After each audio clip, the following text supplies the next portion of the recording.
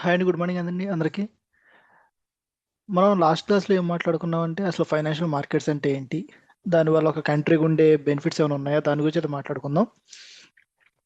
Last క్లాస్‌లో మనం మాట్లాడుకున్నప్పుడు లాస్ట్‌లో మనం ఒక కాన్సెప్ట్‌తో ఫినిష్ చేసామన్నమాట. అదేంటంటే అసలు ఈ టోటల్ మనకి ఇందులో ఎన్ని రకాల మార్కెట్స్ ఉంటాయి?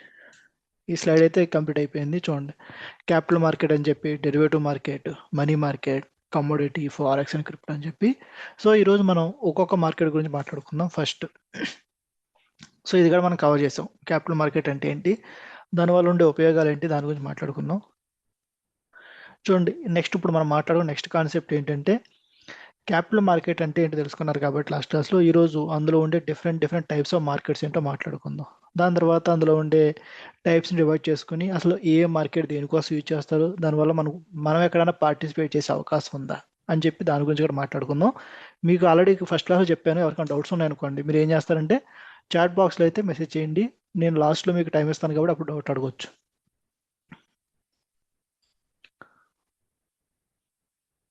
ఓకే అండి చూడండి. సో ఇప్పుడు మనం మాట్లాడుకున్న కాన్సెప్ట్ ఏంటంటే capital market. So capital market అంటే ఏం చెప్పాను లాస్ట్ క్లాస్లో, ఎవరికైనా గుర్తుంటే క్యాపిటల్ మార్కెట్ అంటే simply it is for long term capital. అంటే ఏదైతే కంపెనీ నాకు డబ్బులు మోర్ దాన్ 1 ఇయర్, సింపుల్గా మీరు ఎప్పుడు గుర్తుపెట్టుకోండి, మోర్ దాన్ 1 ఇయర్ నాకు ఒక సంవత్సరం కన్నా ఎక్కువ కోసం డబ్బులు కావాలి ఒక బిజినెస్ ఎక్స్పాన్షన్ కోసం కానీ ఆర్ నేను వేరే అదర్ రీజన్స్ కోసం అన్నారనుకోండి, దానికోసం మనం యూజ్ చేసే మార్కెట్నే లాంగ్ టర్మ్ క్యాపిటల్ అంటారు అనమాట. సో ఇందులో మనకి రెండు రకాల మార్కెట్స్ అయితే ఉంటాయి. ఒకటి ప్రైమరీ మార్కెట్ అంటారు, ఇంకోటి సెకండరీ మార్కెట్ అంటారు అనమాట. సో ఇప్పుడు ఒక్కొక్క దాని గురించి డీటెయిల్గా మాట్లాడుకుందాం.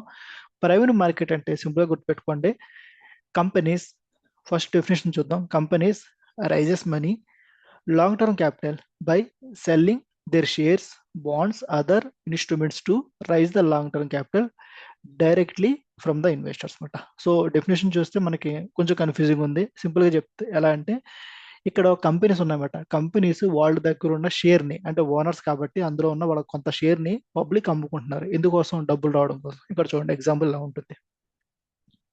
కంపెనీ ఉంటుంది, ఇక్కడ పబ్లిక్ ఉంటారు. సో పబ్లిక్ అంటే ఎవరు అనుకోవచ్చు? సేమ్ మళ్ళంటి వాళ్ళు ఎవరైతే ఉన్నామో మార్కెట్లో మనందరినీ పబ్లిక్ అంటారు అనమాట. సో ఇక్కడ కంపెనీస్ అంటే ఏమనుకోవచ్చు అంటే ఎగ్జాంపుల్కి రిలయన్స్ అనుకోవచ్చు, టీసీఎస్, ఇన్ఫోసిస్, విప్రో, మొత్తం అన్ని కంపెనీస్ ఉన్నాయి కాబట్టి ఎప్పుడైతే వీళ్ళకి మనీ కావాలంటున్నారు అనుకోండి వీళ్ళు ఈ కంపెనీస్, సో ఎందుకోసం వీళ్ళు డబ్బులు ఎందుకు కావాలి కంపెనీకి? వాళ్ళు బిజినెస్ ఎక్స్పాన్షన్, అంటే నేను బిజినెస్ని పెంచుకోవాలి. సో ఎప్పుడైతే నేను బిజినెస్ ఎక్స్పాండ్ చేయాలంటే నాకు మనీ కావాలి కాబట్టి అప్పుడు నా దగ్గర మనీ ఉండవు. సో దానికోసం వాళ్ళు ఏం చేస్తారంటే సోర్సెస్ కోసం ట్రై చేస్తారు. అంటే ఏంటి? నాకు డబ్బులు వచ్చే అవకాశం ఎక్కడి నుంచి ఉన్నాయని చెప్పి. సో ఇలా ట్రై చేస్తున్నప్పుడు కొన్ని కంపెనీస్ ఏమనుకుంటాయంటే ఓన్ ఫండ్స్ అంటే ఏంటి? నేను ఆల్రెడీ ఇప్పటి వరకు బిజినెస్ చేస్తున్నాను కాబట్టి నా దగ్గర కొంత మనీ అయితే ఉంది. సో నేను ఈ మనీతో ఈ బిజినెస్ని స్టార్ట్ చేయొచ్చు కొంతమంది అనుకుంటారు. అలా కాకుండా కొంతమంది ఏమనుకుంటారంటే ఆల్రెడీ నేను నాకున్న డబ్బులంతా ప్రెసెంట్ ఉన్న బిజినెస్కే వాడేస్తున్నాను. సో నా దగ్గర ఎక్స్ట్రా మనీ లేవు కాబట్టి నేను వేరే ఆల్టర్నేటివ్ ఉందా అని చెప్పి ఆలోచిస్తున్నప్పుడు వాళ్ళకి తెలిసిన ఇంకో ఆల్టర్నేటివ్ ఏంటంటే లోన్స్, అంటే బ్యాంక్ దగ్గరికి వెళ్ళి లోన్ తెచ్చుకోవడం. సో ఇక్కడ ఓన్ ఫండ్స్ అనుకోండి, కంపెనీ దగ్గర సొంతంగా డబ్బులు అంటే ప్రాబ్లం లేదు, వాళ్ళ డబ్బులతో బిజినెస్ స్టార్ట్ చేసుకుంటారు.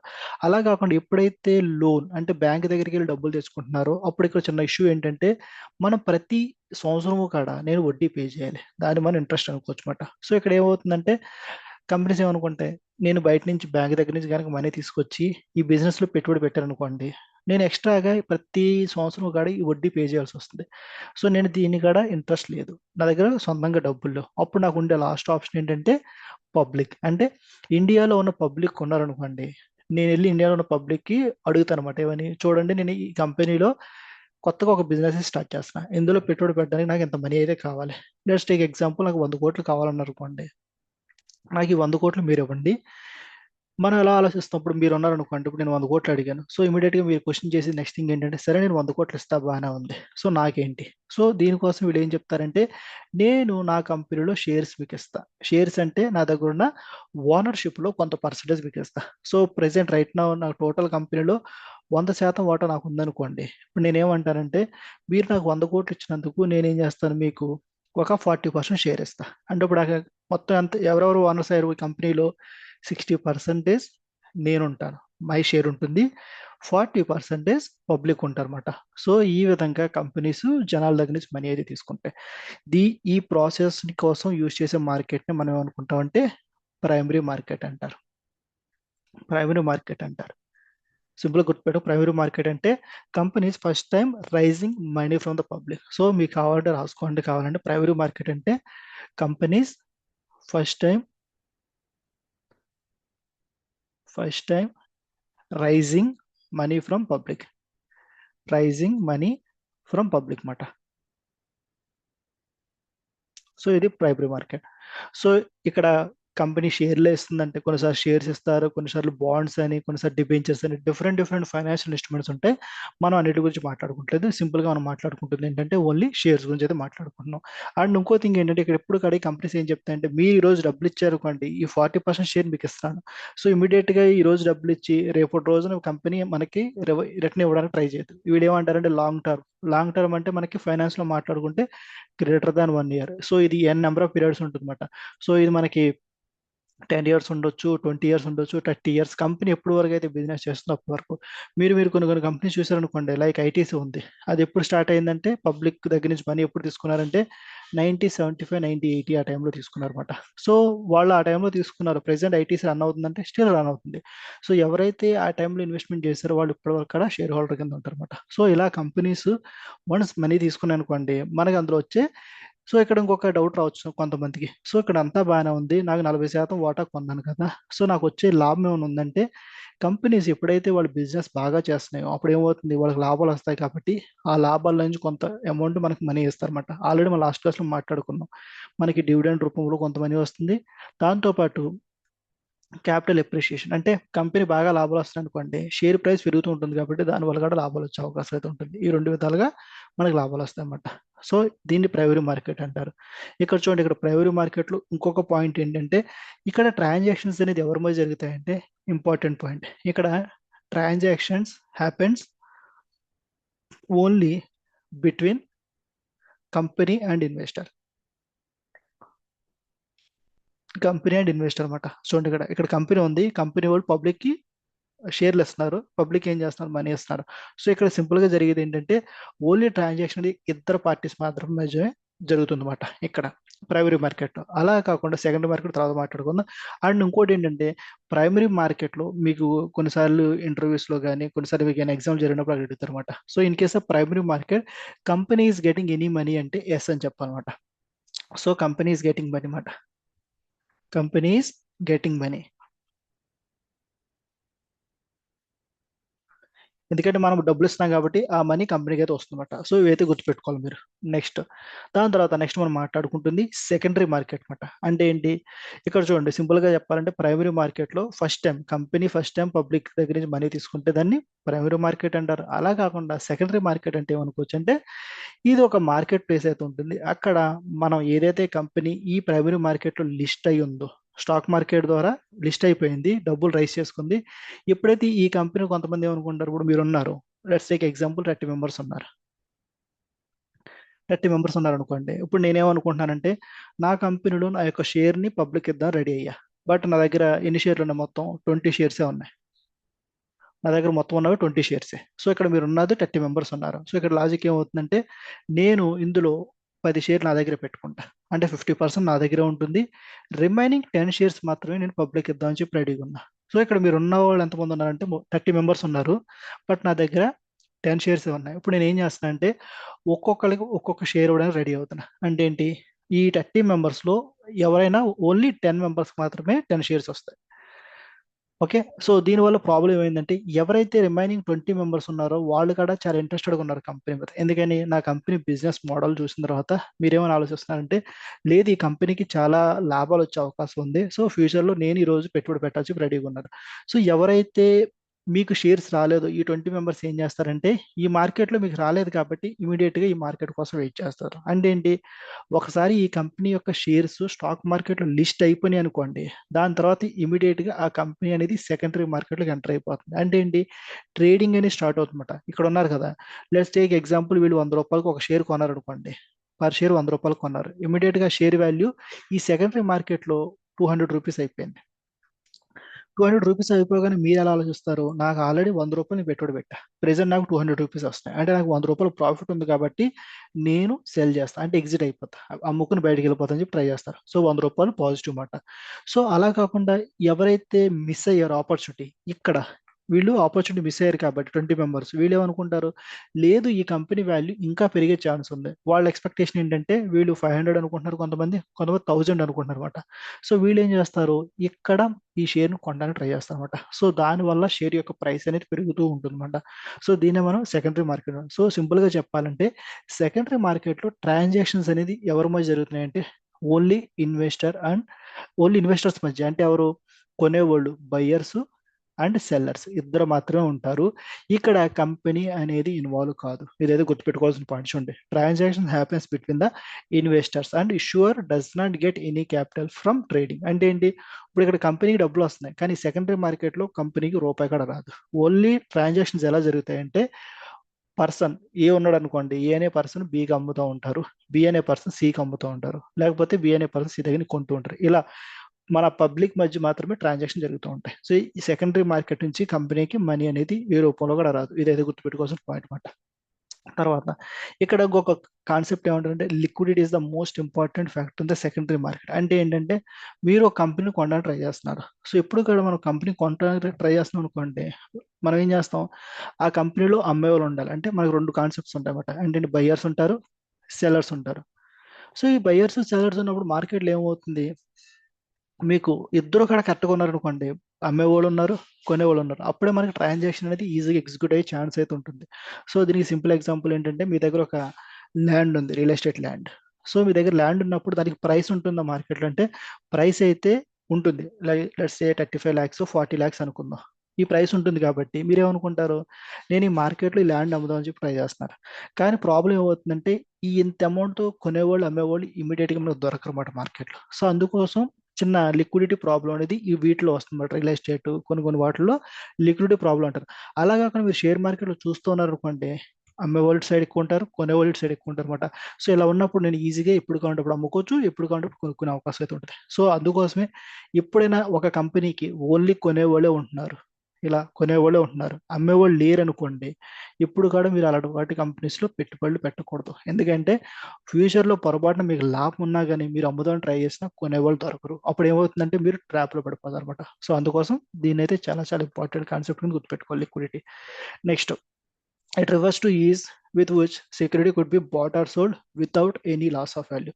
సో మనం అదే మాట్లాడుకుంది. లిక్విడిటీ అంటే ఏంటంటే ఒక కంపెనీకి షేర్కి మంచిగా, అంటే అమ్మేవాళ్ళు కొనేవాళ్ళు ఉన్నారనుకోండి, నేను నా కంపెనీ యొక్క వాల్యూ అంటే నేను ప్రాఫిట్ లాస్ అవ్వకుండా అమ్ముకునే అవకాశం ఈజీగా ఉంటుంది. సో దీని గురించి ఒక ఎగ్జాంపుల్ మాట్లాడుకుందాం. చూడండి, లిక్విడిటీ. సో ఈరోజు మీరు రూ. 100 కొన్నారన్నమాట. రూ. 100 కొన్నప్పుడు మార్కెట్లో ఏమైందంటే మీకు బయర్ ఉన్నారు, సెలర్ ఉన్నారు, అంటే ఏంటి, కొనేవాళ్ళు ఉన్నారు, అమ్మేవాళ్ళు ఉన్నారు, అంతా బాగా ఉంది. సో మీరు కొన్న తర్వాత మీ కంపెనీ యొక్క షేర్ ఏమైందంటే స్లోగా పెరిగింది పెరిగింది పెరిగింది, రూ. 150కి వెళ్ళిపోయింది. సో రూ. 150కి వెళ్ళిపోయిన తర్వాత ఇక్కడ మీకు చిన్న ప్రాబ్లం ఏమైందంటే, ఇక్కడ ఓన్లీ సెల్లర్ అంటే ఏంటి, మనకు రెండు కావాలి, బయ్యర్స్ ఉండాలి, సెల్లర్ ఉండాలి. ఇక్కడ మీరు ఆల్రెడీ బై చేశారు, అంటే కొన్నారు కాబట్టి మీరు కొన్నారంటే మీరు ఏం చేస్తున్నారు, రేట్ పెరిగిన తర్వాత మీరు అమ్మేయడానికి ట్రై చేస్తున్నారు, సెల్ చేయాలి. సో అప్పుడు మీకు ఏంటి, రూ. 50 ప్రాఫిట్ అనేది రావడానికి రెడీగా ఉంది. మార్కెట్లో మీరు చూస్తే ఆల్రెడీ రూ. 50 ప్రాఫిట్స్లో ఉన్నారు, ప్రాబ్లమే లేదు. కానీ ఇక్కడ చిన్న ఇష్యూ ఏమైందంటే ఇక్కడ బయ్యర్ లేరు, ఓన్లీ సెల్లర్ ఉన్నారు. అంటే ఇక్కడ మీనింగ్ ఏంటంటే మార్కెట్లో కొత్తగా కొనేవాళ్ళు ఎవరు రావట్లేదు. ఓన్లీ ఎవరైతే 100, 110, 120 కొన్నారో వాళ్ళు మాత్రం మార్కెట్లో నేను అమ్మేస్తా అని చెప్తున్నారు. సో దీనివల్ల ఏమవుతుంది, మార్కెట్లో ఈ రూ. 150 ఉన్నది స్లోగా 140కి వస్తుంది, తర్వాత 130కి వస్తుంది, తర్వాత 120కి వస్తుంది, తర్వాత 110, తర్వాత రూ. 80 కూడా ఫాలో అయిపోవచ్చు. సో దాన్నే లిక్విడిటీ ప్రాబ్లం. సో అందుకోసం ఇప్పుడు కూడా మీరు వీటిని చెక్ చేసుకుని మార్కెట్స్లో పెట్టుబడి అయితే పెట్టుకోవాలన్నమాట. ఓకే, మీకు ఏమైనా డౌట్స్ ఉంటే చాట్ బాక్స్లో మెసేజ్ చేయండి. చూడండి, ప్రైమరీ మార్కెట్ ఆల్రెడీ మనం మాట్లాడుకున్నాం, ఇందాక మొత్తం అంతా ఎక్స్ప్లెయిన్ చేశాను. చూడండి, primary market deals with new securities issued for the first time. So ఎప్పుడు కూడా మార్కెట్లో కొత్తగా ఒక సెక్యూరిటీ ఇష్యూ చేస్తున్నారంటే అది ప్రైమరీ మార్కెట్ గుర్తుపెట్టుకోండి. తర్వాత helps companies raise capital from the public or initiation. So ఎవరికి హెల్ప్ చేస్తుందంటే కంపెనీస్కి యూజ్ అవుతుంది, ప్లస్ ఇన్వెస్టర్స్ కూడా యూజ్ అవుతుంది. ఎందుకంటే ఇద్దరు కూడా విన్ విన్ సిచ్యువేషన్స్ ఉంటామన్నమాట. ఎందుకని నేను నా దగ్గర ఉన్న మనీ ఉన్నాయనుకోండి, నేను ఇప్పుడు వరకు ఏం చేస్తున్నాను, బ్యాంక్ ఎఫ్డీలో పెట్టుకోవడమో లేకపోతే వేరే వాటిల్లో పెట్టుబడి పెట్టుకోవడం వల్ల నాకు రిటర్న్స్ అనేవి తక్కువ వస్తున్నాయి. సో అలా కాకుండా వీటిలో ఇన్వెస్ట్మెంట్ చేయడం వల్ల నాకు లాభాలు పెరిగే అవకాశం అయితే ఉంటుంది. సో కంపెనీస్కి యూజ్ అవుతుంది, ఇన్వెస్టర్స్ కూడా యూజ్ అవుతుంది. Securities later trade in the secondary market. చూడండి ఇక్కడ వరకు ఫస్ట్ అనమాట ప్రైమరీ మార్కెట్. సో వన్స్ ఇది మార్కెట్ అయిపోయిన తర్వాత ఇమీడియట్ గా లిస్టింగ్ అయిన తర్వాత సెకండరీ మార్కెట్ లో ట్రేడింగ్ అనేది జరగడం స్టార్ట్ చేస్తుంది. సో ట్రేడింగ్ అనేది జరుగుతున్నప్పుడు అనుకోండి, ఇక్కడ ఎవరు కావాలంటే వాళ్ళు కొనుక్కోవచ్చు, అమ్ముకునే అవకాశం అయితే ఉంటుంది అనమాట. ఇక్కడ నో రిస్ట్రిక్షన్, నథింగ్ మాట. చూడండి ఇక్కడ మనం మాట్లాడుకోవాల్సిన కొంతమంది ఇంపార్టెంట్ ప్లేయర్స్ ఉంటారు అనమాట. అదైతే గుర్తుపెట్టుకోవాల్సి ఉంటాయి. Key aspects of primary market అనమాట. సో అంటే ఈ ప్రైమరీ మార్కెట్లో అసలు ఎవరెవరు ఉంటారు? ఫస్ట్ ఇది ఇష్యూవర్, అంటే ఎవరైతే కంపెనీ యొక్క షేర్స్ ని అమ్మేవాళ్ళు ఉన్నారో కొనేవాళ్ళని చెప్పేదే ఇష్యూవర్స్ అంటారన్నమాట. సో కంపెనీస్ ఉంటాయి అన్నమాట ఇక్కడ బేసికల్లీ, కంపెనీస్ ఉంటాయి. తర్వాత ఇన్వెస్టర్. ఇన్వెస్టర్ అంటే ఎవరు అనుకోవచ్చు అంటే ఇండివిజువల్స్, ఎవరెవరు పెట్టుబడి పెడుతున్నారు, ఇన్స్టిట్యూషన్స్ ఎవరు, మ్యూచువల్ ఫండ్స్ ఇవన్నీ కూడా ఉంటాయి.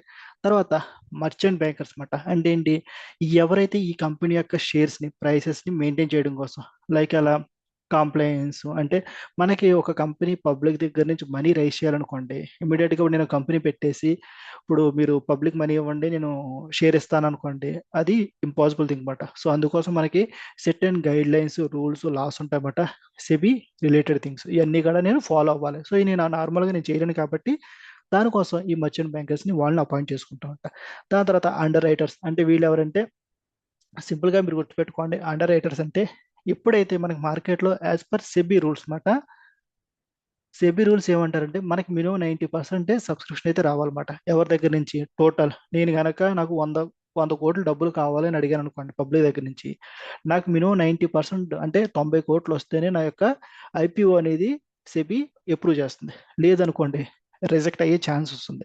సో అలా రిజెక్ట్ అవ్వకుండా ఉండాలంటే నేనేం చేస్తానంటే ఈ అండర్ రైటర్స్ అనే వాళ్ళని అపాయింట్ చేసుకుంటా. సో వీళ్ళ యొక్క జాబ్ ఏంటంటే సింపుల్ గుర్తుపెట్టుకోండి, వీళ్ళు ఏం చేస్తారు, ఒకవేళ నాకు ఓన్లీ 85 crores వచ్చినాయి అనుకోండి, రిమైనింగ్ 15 crores వీళ్ళు బై చేస్తారన్నమాట.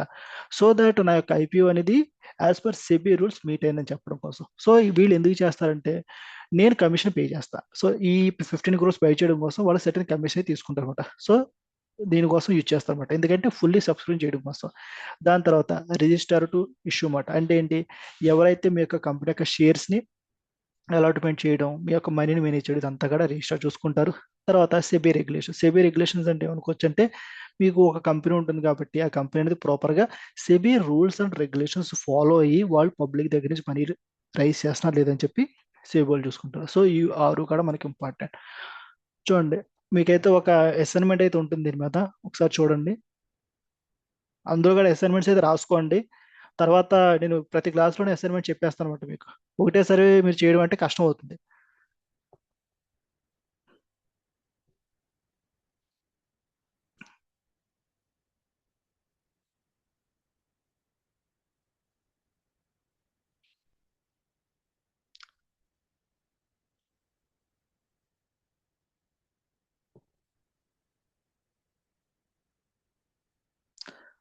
అందులో కూడా ఈ వెబ్సైట్ ఉంది కదా, ఈ వెబ్సైట్ అడ్రస్ అయితే రాసుకోండి.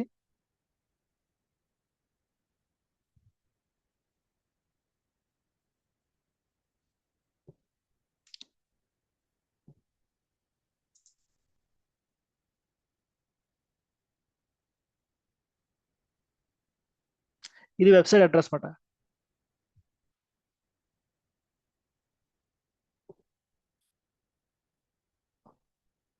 ఓకే, చిట్టోగ్రహం.com అనే వెబ్సైట్ ఉంటుంది అనమాట. ఇది వెబ్సైట్ అడ్రస్ అయితే ఇదైతే రాసుకోండి.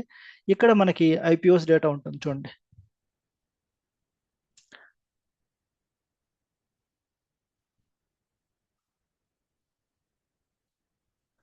ఇక్కడ మీరు చూస్తే మీకు చాలా ఐపీఓస్ ఉన్నాయి. సో అందులో కూడా మీకు నచ్చిన ఐపీఓ, అంటే మీరు separate గా ఎవరికి నచ్చిన ఐపీఓ అయితే వాళ్ళు సెలెక్ట్ చేసుకోండి. అందులో కూడా మీకు నచ్చిన ఐపీఓ సెలెక్ట్ చేసుకోండి. ఇది ఉందనుకోండి ఐసిఐసి ప్రుడెన్షియల్ అని చెప్పి. సో ఇది ఎప్పుడు ఏదైనా ప్రెసెంట్ రన్ అవుతుందన్న పర్లేదు, పాతదైనా పర్లేదు, చూడండి. ఈ ఐపీఓ డీటెయిల్స్ మీరు తీసుకొని మనం ఏదైతే మాట్లాడుకున్నామో ఇక్కడ చూడండి ఏ పాయింట్స్ చెప్పాను నేను. ఇష్యూర్ అంటే ఎవరు? కంపెనీ ఎవరైతే పబ్లిక్ దగ్గర నుంచి మనీ రైజ్ చేస్తున్నారో ఆ కంపెనీ మాట. ఇష్యూర్ అంటే ఎవరు అవుతారు ఇక్కడ?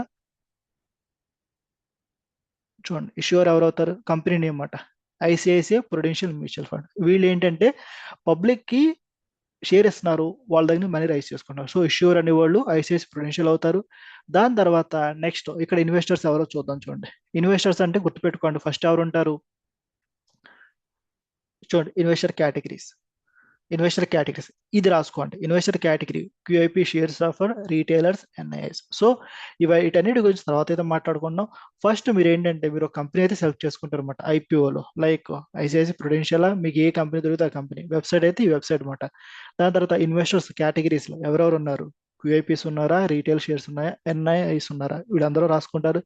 దాని తర్వాత నెక్స్ట్ మర్చెంట్ బ్యాంకర్స్. చూడండి ఇక్కడ మర్చెంట్ బ్యాంకర్స్ ఎవరు ఉన్నారో అవి చెక్ చేద్దాం.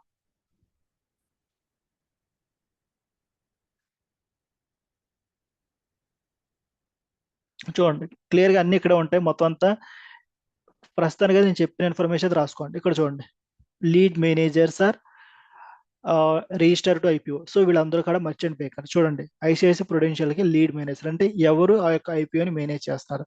సిటీ గ్రూప్ ఉంది, మోర్గాన్ స్టైల్ ఉంది, బోఫా అని చెప్పి ఉంది, యాక్సిస్ క్యాపిటల్, క్లాస్. సో చాలా ఉన్నాయి కాబట్టి మీరు ఇన్ని అవసరం లేదు. మీరు ఏం చేస్తారంటే ఒక 2 ఆర్ ఒక 5 రాసుకోండి. 5 కంపెనీస్ ఎవరెవరైతే ప్రెసెంట్ హ్యాండిల్ చేస్తారంట. తర్వాత register to the IPO. So ఎవరు ఈ ఐపీఓని రిజిస్టర్ గా మెయింటైన్ చేస్తారు. సో ఈ డీటెయిల్స్ అన్ని కూడా మనకు కావాల్సి ఉంటుంది అనమాట. మీరు ఎప్పుడైతే ప్రాజెక్ట్ సబ్మిట్ చేస్తారో అప్పుడు మీరు కంపల్సరీ అన్ని సబ్మిట్ చేసి మీరైతే ఇవ్వాల్సి ఉంటుంది. ఓకేనా. ఇక్కడ అండర్ రైటర్స్ కాన్సెప్ట్ ఏమీ లేదు. మోస్ట్లీ చాలా కంపెనీస్ కి అండర్ రైటర్స్ అనే కాన్సెప్ట్ అయితే ఉంటుంది అనమాట. ఇన్ కేస్ కొన్ని ఐపీఓస్ ఉన్నాయనుకోండి ఇక్కడే మెన్షన్ చేస్తారు, మీరు ఆ ఇన్ఫర్మేషన్ అయితే రాసుకోవచ్చు. చూడండి ఇక్కడైతే ప్రెసెంట్ అయితే ఏమీ లేదు. ఓకేనా, అందరికీ క్లియర్ కదా ఇది. సో ఫస్ట్ మీరు కంపెనీ నేమ్ రాసుకుంటారు. తర్వాత ఇన్వెస్టర్ కేటగిరీస్ ఎవరెవరు పెట్టుబడి పెడుతున్నారని కేటగిరీస్ రాసుకుంటారు. దాని తర్వాత మర్చెంట్ బ్యాంకర్స్ ఎవరెవరు ఉన్నారు అది రాసుకుంటారు. దాని తర్వాత నెక్స్ట్ మనం మాట్లాడుకుంటున్న థింగ్ ఏంటంటే రిజిస్టర్ ఎవరు, కెఫిన్ టెక్నాలజీస్ మాట ఇక్కడ చూడండి. So IPO register. సో వీళ్ళు మొత్తం ఎవరికి నేను అలాట్మెంట్ ఇవ్వాలి, డబ్బులు ఎవరి దగ్గర నుంచి నేను కట్ చేయాలి, ఎవరికి అన్ఫ్రీ చేయాలి. సో ఈ ప్రాసెస్ అంతా వీళ్ళు ఫాలో అవుతారు అనమాట. ప్రెసెంట్ అయితే ఇదంతా మీకు ఒక షీట్లో అయితే మెయింటైన్ చేయండి, ఎక్సెల్ షీట్లో. ఫ్యూచర్లో మనకి సమ్ అదర్ థింగ్స్ కూడా యాడ్ అవుతుంటే అవన్నీ కూడా ఇక్కడే మీరు ఎంటర్ చేస్తూ ఉంటారు. నేను క్లియర్గా చెప్తాను అనమాట ఏ ఇన్ఫర్మేషన్ ఎక్కడెక్కడ ఎంటర్ చేయాలి అని చెప్పి. ఓకే, తర్వాత మనం మాట్లాడుకుంటూ ఉంటే ఇనీషియల్ పబ్లిక్ ఆఫరింగ్. సో ఏదైతే ఇన్ఫర్మేషన్ ఇప్పుడు మనం చూసామో సేమ్ అదంతా కూడా ఐపీఓ కేటగిరీలోకి వస్తుందన్నమాట.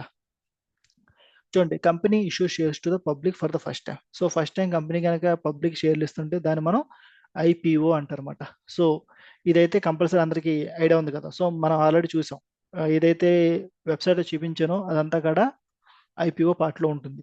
తర్వాత ఎఫ్పిఓ అంటే follow on public offering. So only the thing ఏంటంటే ఇది కొంచెం ఇంపార్టెంట్ పాయింట్ అనమాట. అంటే ఏంటంటే సో ఇప్పటి వరకు మనం ప్రైమరీ మార్కెట్ అంటే ఏం చెప్పుకున్నామంటే ఎప్పుడైతే కంపెనీ జనాల దగ్గర నుంచి ఫస్ట్ టైం మనీ రైజ్ చేస్తుందో దాన్ని మనం ఏమనుకుంటాం, ప్రైమరీ మార్కెట్ అనుకుంటాం. కానీ ఇక్కడ ఒక చిన్న ఇష్యూ ఏంటంటే ఇక్కడ ఎప్పుడైతే కంపెనీ అనేది ఆల్రెడీ ఏం చేసింది, జనాల దగ్గర నుంచి మనీ రైజ్ చేసుకుంది, ఇది సెకండరీ మార్కెట్లో ఉంది. చూడండి ప్రైమరీ ప్లస్ సెకండరీ మార్కెట్లో ఉంది కంపెనీ. సో వీళ్ళు ఎఫ్పిఓ అనేది ప్రైమరీ మార్కెట్ రూట్ కింద మనీ ఎక్స్ట్రా రైజ్ చేస్తున్నాం. చూడండి listed companies issues additional shares. 1 required SEBI approval కావాలి, అన్ని compulsory. Promoters wider ownership and promotes ownership పెంచుకుంటూ ఉంటారు అండ్ ట్రాన్స్పరెన్సీ ఎక్కువ ఉంటుంది అనమాట. ఇక్కడ ఒక చిన్న ఇష్యూ ఏంటంటే అసలు ఈ ఎఫ్పిఓ అనేది ఎందుకు చేస్తారంటే కంపెనీస్ ఎప్పుడైతే నేను మార్కెట్లో ఆల్రెడీ కంపెనీ స్టార్ట్ చేశా అంటే పబ్లిక్ దగ్గర మనీ రైజ్ చేసి తీసుకున్న తర్వాత ఒక 1 ఇయర్ 2 ఇయర్స్ బిజినెస్ చేసిన తర్వాత కొన్నిసార్లు ఏమవుతుంటే కంపెనీకి ఇంకా ఎక్కువ ఫండ్స్ కావాల్సి ఉంటుంది అనమాట. సో మీరు రీసెంట్గా చూస్తున్నారు అనుకోండి, జొమాటో గురించి అందరికీ ఐడియా ఉంటుంది. సో జొమాటో వాళ్ళు ఏం చేశారంటే వాళ్ళు జనాల దగ్గర నుంచి మనీ రైజ్ చేశారు ఒక 3 years back, 3-4 years back. So అది ప్రైమరీ మార్కెట్ ఇష్యూ అయిపోయింది. సో రీసెంట్గా వాళ్ళు ఏమన్నారు, వాళ్ళు వేరే ఒక ప్లాట్ఫామ్ బై చేయడం ట్రై చేస్తున్నారు. సో పేటిఎం నుంచి డిస్ట్రిక్ట్ అనే దాన్ని బై చేయడం ట్రై చేస్తున్నాం. సో ఎప్పుడైతే వీళ్ళు దీన్ని బై చేయాలో వీళ్ళ దగ్గర మనీ కావాలి. సో ఎప్పుడైతే వీళ్ళ దగ్గర మనీ లేవో వాళ్ళు డిఫరెంట్ రూట్స్ చూస్తారన్నమాట. నేను బ్యాంక్ నుంచి లోన్ తీసుకురావాలా లేకపోతే వేరే సోర్సెస్ ని తెచ్చుకోవాలని చెప్పి.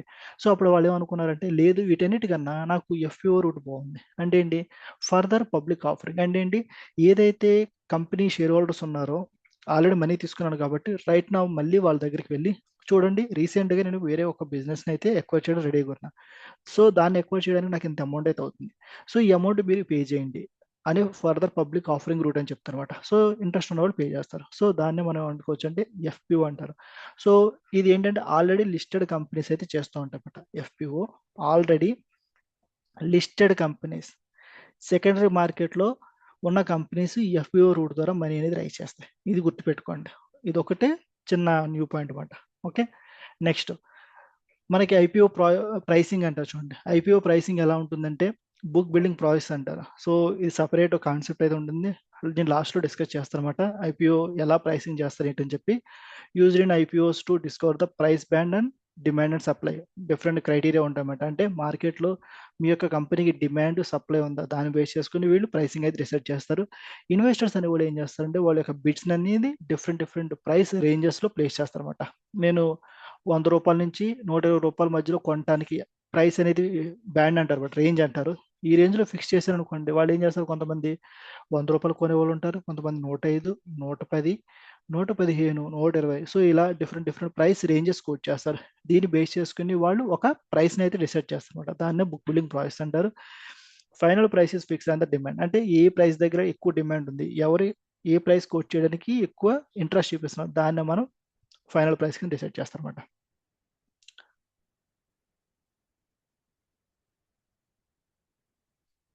చూడండి, తర్వాత నెక్స్ట్ మనం మాట్లాడుకున్న నెక్స్ట్ థింగ్ ఏంటంటే rights issue and bonus issue. So ఈ రెండు కూడా ప్రైవేట్ మార్కెట్ థింగ్స్ ఉంటాయన్నమాట. చూడండి, offer to the existing share holders only issued in proportion to the current holdings. అంటే ఏంటి, రైట్స్ ఇష్యూ అంటే సింపుల్గా ఏం చెప్తారంటే కంపెనీ వాళ్ళు డబ్బులు ఎక్స్ట్రా మనీ అయితే కావాలి, ఎక్స్ట్రా మనీ ఏదైనా బిజినెస్ పర్పస్ కోసం సంథింగ్ ఏదో దానికోసం ఎక్స్ట్రా మనీ. సో ఇలాంటప్పుడు ఏం జరుగుతుందంటే వాళ్ళు ఏమనుకుంటారు, సో నేను పొరపాటున పబ్లిక్ దగ్గరికి వెళ్ళి ఆల్రెడీ నేను 60% హోల్డ్ చేస్తున్నా, 40% పబ్లిక్ ఉన్నారు. సో కొన్ని కంపెనీస్కి చిన్న ఇష్యూ ఏం జరుగుతుందంటే ఫర్దర్ పబ్లిక్ ఆఫరింగ్ అనుకోండి, ఎఫ్పిఓ రూట్లో ఫర్దర్ పబ్లిక్ ఆఫరింగ్. సో ఇక్కడ ఏం చేయాలంటే నా దగ్గర ఉండే ఈ షేర్ ఉంది కదా, ఈ షేర్ నేను తగ్గించుకోవాలి. ఎందుకంటే ఇప్పుడు నేను ఎక్స్ట్రా 10% పబ్లిక్ దగ్గర నుంచి మనీ రైస్ ట్రై చేస్తున్నా. సో ఇక్కడ నాకు ఏమవుతుంది, నేను 50% నా షేర్ అవుతుంది. ఈ పబ్లిక్ ఈ ఎఫ్పిఓ ద్వారా వచ్చిన వాళ్ళు ఎక్స్ట్రా యాడ్ అయిపోయి 50% అయిపోతున్నారు. సో కొన్ని కంపెనీస్ ఏం చేస్తాయంటే ఇలా చేయడం వల్ల నా యొక్క ఓనర్షిప్ అంటే నేను కంపెనీలో ఉండే నా యొక్క ప్రమోటర్ హోల్డింగ్ అనేది తగ్గిపోతుంది. దీనివల్ల కంపెనీ మీద నా యొక్క ఏమనుకోవచ్చు ఇన్ఫ్లుయెన్స్ కానీ డెసిషన్ మేకింగ్ పవర్ తగ్గే ఛాన్స్ ఉందని చెప్పి వీళ్ళు ఏమనుకుంటారు, నాకు ఈ ఎఫ్పిఓ రూట్ వద్దు. అప్పుడు వాళ్ళు ఆలోచిస్తున్నప్పుడు వాళ్ళు తెలిసిన ఇంకో ఆప్షన్ ఏంటంటే రైట్స్ ఇష్యూ. రైట్స్ ఇష్యూ అంటే సింపుల్గా ఏం చెప్తారంటే ఎవరైతే కంపెనీ యొక్క షేర్ హోల్డర్స్ ఉన్నారో వాళ్ళకు మాత్రమే నేను కొత్తగా ఒక ఆఫర్ ఇస్తున్నా. ఏమని, చూడండి మీరు ఆల్రెడీ నా కంపెనీలో షేర్ హోల్డర్ కాబట్టి మీరు మార్కెట్లో రూ. 100 ఉంది షేర్ ప్రైస్. సో మీరు నాకు రూ. 100 పే చేయొద్దు, జస్ట్ రూ. 80 పర్ షేర్ పే చేయండి. దీనివల్ల ఏంటంటే మీకు డిస్కౌంట్లో నేను షేర్లు ఇస్తున్నా, దాంతోపాటు నాకు కావాల్సిన డబ్బులు నాకు వస్తున్నాయి బ్యాక్. సో దీనివల్ల వీళ్ళకి వచ్చే బెనిఫిట్ ఏమైనా ఉందంటే ఎవరి యొక్క షేరు కూడా మార్కెట్లో తగ్గే ఛాన్స్ ఉంటుంది, సేమ్ ప్రొపోర్షన్స్లో మెయింటైన్ చేస్తారనమాట. సో అదొక ఇష్యూ అయితే ఉంటుందన్నమాట. చూడండి, issued in proportion to the current holding. అంటే మీకు ప్రెసెంట్ ఎన్ని షేర్స్ అయితే హోల్డ్ చేస్తారో సేమ్ మీకు యాడ్ అయినా కానీ సేమ్ అదే ప్రొపోర్షన్ ఉంటుంది తప్ప మీరు మరీ డ్రాస్టిక్గా చేంజ్ అయ్యే ఛాన్సెస్ ఉంటుందన్నమాట. ఇక్కడ షేర్ హోల్డర్స్కి ఏంటంటే మనకు కొన్ని ఆప్షన్స్ ఉంటాయి. వాళ్ళు కావాలనుకుంటే యాక్సెప్ట్ చేసుకోవచ్చు, రిజెక్ట్ చేసుకోవచ్చు, సెల్ చేసుకునే అవకాశం కూడా ఉంటుంది ఈ రైట్ షేర్స్ని. Useful for raising capital without diluting control. So ఇదే ఇంపార్టెంట్ పాయింట్ అనమాట. అంటే మనం ఆల్రెడీ మాట్లాడుకున్నాం, ఎఫ్పిఓ ద్వారా వెళ్తే నాకు కంట్రోల్ అనేది డైల్యూట్ అయ్యే ఛాన్స్ ఉంది, బట్ ఈ రైట్స్ ఇష్యూ ద్వారా నాకు కంట్రోల్ అనేది స్ట్రాంగ్గా మెయింటైన్ చేసుకోవచ్చు అనమాట. అంటే కంట్రోల్ అనేది లాస్ అవ్వకుండా సేమ్ అదే లెవెల్లో మెయింటైన్ చేసుకుంటా. సో అదొక బెస్ట్ ఆల్టర్నేటివ్. దాని తర్వాత నెక్స్ట్ మనం మాట్లాడుకుంటుంది ఏంటంటే బోనస్ ఇష్యూ. సో ఇక్కడ ఏం చెప్తారంటే కంపెనీ ఎప్పుడైతే ప్రాఫిట్స్ అనేది బాగా చేసి వాళ్ళ యొక్క రిజర్వ్స్ అనేది ఇంక్రీజ్ అవుతాయన్నమాట. లైక్ మీకు బ్యాలెన్స్ షీట్ ఆల్రెడీ స్టార్టింగ్లో మాట్లాడుకున్నాం. బ్యాలెన్స్ షీట్లో మనకి క్యాపిటల్ ఉంటుంది, నెక్స్ట్ లైబిలిటీస్ అసెట్స్ ఉంటాయి. సో లైబిలిటీ సైడ్ ఏముంటుంది, క్యాపిటల్ రిజర్వ్స్ అన్నీ ఉంటాయి. ఎప్పుడైతే కంపెనీ దగ్గర టూ మచ్ ఆఫ్ రిజర్వ్స్ అయిపోయినాయి అనుకోండి, అప్పుడు వాళ్ళు ఏం చేస్తారు, ఈ బోనస్ ఇష్యూ అనే కాన్సెప్ట్ అనేది యూజ్ చేస్తారన్నమాట. ఇక్కడ చూడండి, company gives the free additional shares to the existing share holders. ఎవరైతే ఎగ్జిస్టింగ్ షేర్ హోల్డర్స్ ఉన్నారో వాళ్ళకి మీరు కనుక నా కంపెనీలో ఒక షేర్ కనుక హోల్డ్ చేస్తున్నాను అనుకోండి, మీకు ఎక్స్ట్రా ఇంకొక షేర్ ఇస్తా అంటారు. సో అంటే ఏంటి, నేను 100 షేర్లు ఉన్నాయనుకోండి, నాకు ఎక్స్ట్రా ఇంకో 100 షేర్లు అయితే వస్తాయన్నమాట. సో దీనివల్ల నా టోటల్ వాల్యూ 200 షేర్స్ అయ్యే అవకాశం అయితే ఉంటుంది. అండ్ ఇష్యూడ్ ఫ్రమ్ రిజర్వ్స్ అంటే ఏంటి, కంపెనీకి ఎప్పుడైతే ప్రాఫిట్స్ బాగా వచ్చి రిజర్వ్స్ యాడ్ అవుతూ ఉంటాయి, దీని గురించి తర్వాత ఎక్స్ప్లెయిన్ చేస్తాను. చూడండి, ఫిక్స్డ్ రేషియో ఉంటుంది, 1:1 2:1 అని చెప్తారు అనమాట. Total value remains the same, only share count increases. So ఇదే జరుగుతుంది, ఇది ఇంపార్టెంట్ పాయింట్ అనమాట. సో చాలా మంది ఏమనుకుంటారంటే, ఎప్పుడైతే మనకి బోనస్ షేర్లు వచ్చినాయి అనుకోండి, ఎగ్జాంపుల్ చూడండి, మీరు 10,000 ఇన్వెస్ట్మెంట్ చేశారు, మీ యొక్క పెట్టుబడి ఏంటంటే 10,000 చేశారు. సో చాలా మంది అనుకుంటారు, ఒక్కొక్క షేర్ ప్రైస్ అనేది 100 రూపాయలు. సో అప్పుడు మనకి నెంబర్ ఆఫ్ షేర్స్ అంటే ఎలా క్యాలిక్యులేట్ చేస్తారు, నేను ఎన్ని షేర్స్ కొన్నానంటే, సో టోటల్ ఇన్వెస్ట్మెంట్ అనేది 10,000 కాబట్టి, సో ఇది ఎలా వచ్చిందంటే టోటల్ 100 షేర్స్, అంటే number of shares, total investment, నాకు నెంబర్ ఆఫ్ షేర్స్ కావాలి. So 10,000 total value, per share value 100 కదా, అప్పుడు నాకు టోటల్ షేర్స్ ఎన్నో, నెంబర్ ఆఫ్ షేర్స్ ఎన్ని వస్తున్నాయి, 100 వస్తున్నాయి. సో ఇప్పుడు కంపెనీ వాళ్ళు ఏం చెప్పారంటే, చూడండి మీరు కనుక టోటల్ షేర్స్ 100 ఉన్నాయి కాబట్టి నేను ఏం చేస్తాను, మార్కెట్లో 1:1 బోనస్, అంటే మీకు ఒక షేర్ ఉందనుకోండి, ఎక్స్ట్రా నేను ఇంకొక షేర్ ఇస్తాను అన్నారు, అప్పుడు మీ షేర్లు ఎన్ని అవుతాయి, నాకు ఆల్రెడీ 100 ఓల్డ్ షేర్స్ ఉన్నాయి, ప్లస్ కొత్తగా కంపెనీ నుంచి వచ్చేవి 100 షేర్స్, 200 అవుతున్నాయి. సో ఇక్కడ చాలా మంది ఏమైనా ఆలోచిస్తారంటే, 200 షేర్స్ అయినాయి కాబట్టి నా యొక్క నెంబర్ ఆఫ్ షేర్స్ కొత్తవి 200, షేర్ ప్రైస్ ఏమో అనుకుంటారంటే 100 రూపాయలు అని చెప్పి నా యొక్క వాల్యూ 20,000 పెరిగిపోయింది అనుకుంటారు. సో ఇదైతే రాంగ్ అన్నమాట. సో ఇదే చెప్తున్నా చూడండి, total value remains the same. మనకి ఎప్పుడు కూడా టోటల్ వాల్యూ, మీరు ఏదైతే ఇన్వెస్ట్మెంట్ చేశారో ఆ వాల్యూ సేమే ఉంటుంది. సో టోటల్ వాల్యూ నాకు ఎంత ఉండాలి, 10,000 ఉండాలి. సో అలాంటప్పుడు నా యొక్క షేర్ ప్రైస్ ఏమవుతుంది, హాఫ్, అంటే 50 రూపీస్. సో టోటల్ ఇప్పుడు మల్టిప్లై చేయండి, 200 ఇంటూ 50, సో టోటల్ 10,000 అవుతుందన్నమాట.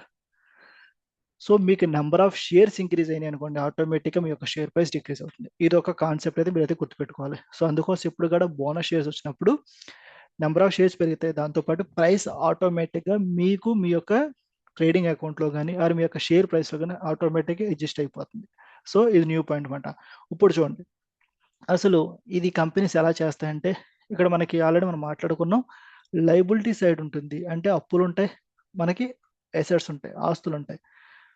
సో ఎప్పుడు కూడా కంపెనీ బాగా పర్ఫామ్ చేస్తుంది అనుకోండి, మనకుండే సినారియోస్ ఎలా ఉంటాయంటే, కంపెనీ బాగా పర్ఫామ్ చేస్తున్నప్పుడు మనకి ప్రాఫిట్ పెరుగుతుంది, income statement or profit and loss account statement చూస్తారు మీరు.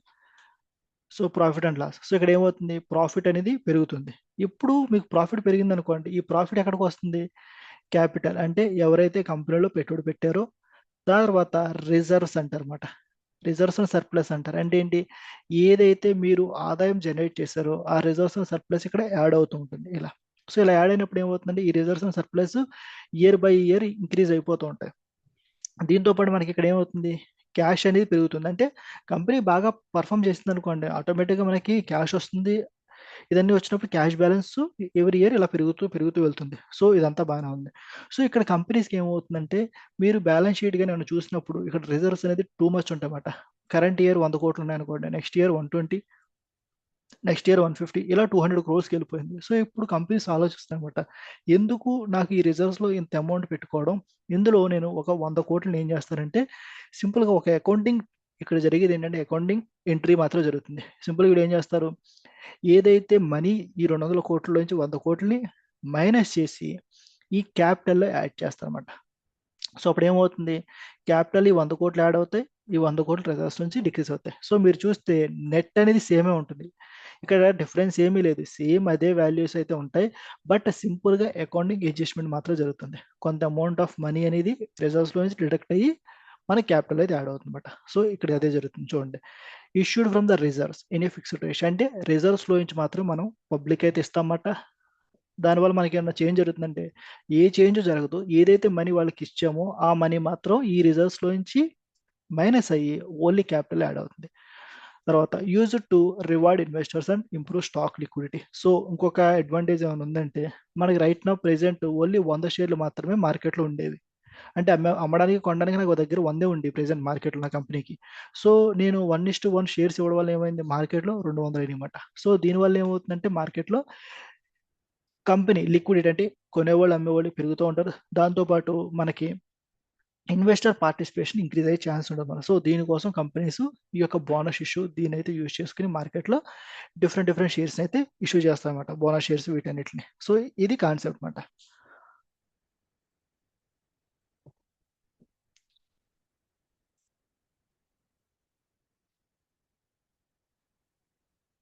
ఓకే. నెక్స్ట్ చూడండి. నెక్స్ట్ మనం మాట్లాడుకుంటుంది ఏంటంటే ప్రైవేట్ ప్లేస్‌మెంట్ అంటారు. సో, ఇక్కడ సింపుల్‌గా డెఫినిషన్ నేను చెప్తున్నా చూడండి. ప్రైవేట్ ప్లేస్‌మెంట్ అంటే company offers securities to selected investors. అంటే ఏంటి? ఇక్కడ మనకి మీరు మార్కెట్‌లో చూసారనుకోండి సెబీ రూల్స్ ప్రకారం మీరు ఎప్పుడైతే కంపెనీ పబ్లిక్ దగ్గర మనీ రైజ్ చేస్తున్నారో, అలాటప్పుడు డిఫరెంట్ డిఫరెంట్ థింగ్స్ ఉంటాయన్నమాట. సో, ఇక్కడ ఏమంటారు? నేను పబ్లిక్ అందరికి మనీ అయితే షేర్‌లయితే ఇవ్వను. నేను ఒక సెర్టైన్ కేటగరీస్‌కి మాత్రమే ఇస్తా అని చెప్పి కొన్ని కంపెనీస్ అనుకున్నాయనుకోండి, వాళ్ళు ఫాలో అయ్యే రూట్‌నే ప్రైవేట్ ప్లేస్‌మెంట్ అంటారు. Company offers securities to selected investors. వాళ్ళెవరు? హెచ్ఎన్ఐస్ అంటే హై నెట్ వర్త్ ఇండివిడ్యువల్స్ అంటారన్నమాట వీళ్ళని. వీళ్ళని హై నెట్ వర్త్ ఇండివిడ్యువల్స్ అంటారు. నెక్స్ట్ క్వాలిఫైడ్ ఇన్స్టిట్యూషనల్ బయర్స్ అంటారు, బ్యాంక్స్ అంటారు. వీటికి మాత్రమే వీళ్ళు వాళ్ళ యొక్క షేర్‌ని అయితే ఇవ్వడానికి రెడీగా ఉంటారు. సో, దేనికోసం అని చెప్పి ఏంటంటే faster and cheaper compared to public issue. ఎందుకని? పబ్లిక్ ఇష్యూకి వెళ్ళాలనుకోండి, నేను చాలా లీగల్ ప్రాసెస్‌లు ఉంటాయి. ఫస్ట్ థింగ్ సెబీ రెగ్యులేషన్స్ చాలా ఉంటాయి. నెక్స్ట్ రెండో థింగ్ ఏంటంటే, నేను ఈ యొక్క ఐపీఓని ఇష్యూని హ్యాండిల్ చేయడం కోసం మీరు చూసారు కదా! 15 మంది లీడ్ మేనేజర్స్ వీళ్ళందరూ ఉన్నారు. సో, వీళ్ళందరికీ నేను పేమెంట్‌లు చేయాలంటే చాలా ఎక్కువ ఖర్చయ్యే అవకాశం ఉంది. అలా కాకుండా దీనికెళ్ళాననుకోండి, నాకు చార్జెస్ ఖర్చు తక్కువతో నా యొక్క మనీ అయితే నాకొచ్చే అవకాశం అయితే ఉంటుంది. ఇదే point. Not open to general public. General public అయితే ఉండదు. ఇది only for selected group of people మాత్రమే ఉంటుంది. బేసిక్‌గా వీటిని ఎక్కడైనా మనకి ఎగ్జాంపుల్స్ ఏంటంటే debt placement and equity placement. Debt అంటే ఏంటంటే కంపెనీస్ ఎప్పుడైతే బాండ్స్ గాని, డిబెంచర్స్ అని చెప్పాం కదా! వాటిని ఇష్యూ చేయడానికి ఈ మార్కెట్ అనేది యూజ్ చేస్తారు. ఈక్విటీ ప్లేస్‌మెంట్ తెలిసిందే. కంపెనీ యొక్క ఈక్విటీ షేర్స్‌ని పబ్లిక్ అవ్వడానికి. దాని తర్వాత ప్రిఫరెన్షియల్ అలాట్‌మెంట్ అంటారన్నమాట. ఇక్కడ చూడండి ప్రిఫరెన్షియల్ అలాట్‌మెంట్ అంటే ఏంటంటే issue of shares to specific investors at a pre decided price. So, ఇక్కడ ఏం జరుగుతుందంటే లైక్ మీరు కొన్ని కొన్ని కంపెనీస్ చూసారనుకోండి. లైక్ రీసెంట్‌గా ఒకటి ఎన్‌టీపీసీ ఉంది. సో, ఎన్‌టీపీసీ వాళ్ళు ఎన్‌టీపీసీ గ్రీన్ అని చెప్పి ఒక కంపెనీ మనీ అయితే రైజ్ చేసింది పబ్లిక్ దగ్గర నుంచి. సో, వీళ్ళేం చెప్తారంటే చూడండి మీరు గనక ఎన్‌టీపీసీ ఎనర్జీలో కొన్ని షేర్స్ ఒక షేర్ కొన్నారనుకోండి. మీరు నా కంపెనీ యొక్క షేర్ అనేది డిస్కౌంట్‌లో మీరు కొనొచ్చు అని చెప్తారన్నమాట. సో, దాన్నే ప్రిఫరెన్షియల్ అలాట్‌మెంట్ అంటారు. ఈ ప్రిఫరెన్స్ అనేది షేర్ హోల్డర్స్‌కి ఉంటుంది. అంటే 2 కంపెనీస్ అంటే 2 కంపెనీస్ ఉంటాయన్నమాట. పేరెంట్ కంపెనీస్ అంటారు. 2 రిలేటెడ్ కంపెనీస్ ఉన్నాయనుకోండి. మీరు నాకు ఒక కంపెనీలో గనక హోల్డ్ చేస్తే, మీరు వేరే కంపెనీలో మీకు తక్కువ అంటే డిస్కౌంటెడ్‌కి మీరు ఐపీఓలో పార్టిసిపేట్ చేయొచ్చు అని చెప్తారు. తర్వాత కొన్నిసార్లు ఎంప్లాయీస్ అంటారు. అంటే ఏంటి? ఎంప్లాయీ కేటగిరీలో కూడా మనకి తక్కువ ప్రైస్‌కి మన షేర్స్ అయితే కొనుక్కునే అవకాశం అయితే ఉంటుంది. నార్మల్ పబ్లిక్ రూ. 100 పే చేశారనుకోండి. ఎంప్లాయీ కేటగిరీలో మనం రూ. 90 పే చేస్తే చాలన్నమాట. సో, ఇలా డిఫరెంట్ కేటగరీస్ అయితే ఉంటాయన్నమాట. దీనికోసం నేను డైరెక్ట్‌గా చేసేయొచ్చు అంటే ఎప్పుడు కూడా మనం డైరెక్ట్‌గా చేయడానికైతే ఆప్షన్స్ అయితే ఉండవన్నమాట. Requires SEBI shareholders and SEBI approval మాట. షేర్ హోల్డర్స్ అనేవాళ్ళు ఎందుకంటే కంపెనీలో ఆల్రెడీ కొంతమంది వీళ్ళుంటారు కదా! ఎవరైతే ఇన్వెస్ట్‌మెంట్ చేసుంటారో వాళ్ళ అప్రూవల్స్ ఉండాలి. అయన్నీ ఉండి అప్పుడు మాత్రమే చేయడానికి అవకాశం అయితే ఉంటుంది. Often used for strategic partnership or promoters stake increasing. So, ఈ ప్రిఫరెన్స్ అలాట్‌మెంట్ ఇయన్నీ ఎందుకు చేస్తారంటే పర్టిక్యులర్ గ్రూప్ ఆఫ్ పీపుల్ యొక్క పార్టిసిపేషన్ ఇంక్రీజ్ చేయడం కోసం వాళ్ళు వాళ్ళ యొక్క స్టేక్‌ని రైజ్ చేసుకోవడం కోసం. డైరెక్ట్‌గా పబ్లిక్ మొత్తం ఇచ్చారనుకోండి ఏమవుతుంది? మొత్తం అమౌంట్ ఆఫ్ మనీ అంతా వాళ్ళే ఇన్వెస్ట్‌మెంట్ చేస్తే మన యొక్క కంట్రోల్ అనేది డైల్యూట్ అయిపోతుందన్నమాట. సో, వీటన్నిట్లి కోసం దీన్నయితే యూజ్ చేస్తారన్నమాట. ఓకే అండి. ఈ రోజుకైతే నేను ఇక్కడితో అయితే స్టాప్ చేస్తున్నాను. ప్రెజెంట్ ఎవరికైనా ఏమైనా డౌట్స్ ఉంటే అయితే అడగండి. ఓకే అండి.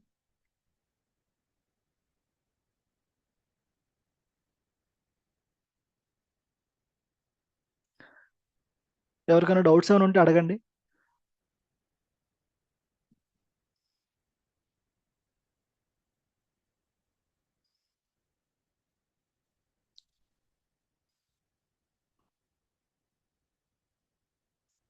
ఎవరికైనా డౌట్స్ ఉంటే మీరు మీ యొక్క మైక్స్‌ని అయితే అన్‌మ్యూట్ చేసుకొని అడగండి ఆర్ చాట్ బాక్స్‌లో మెసేజ్ చేయండి.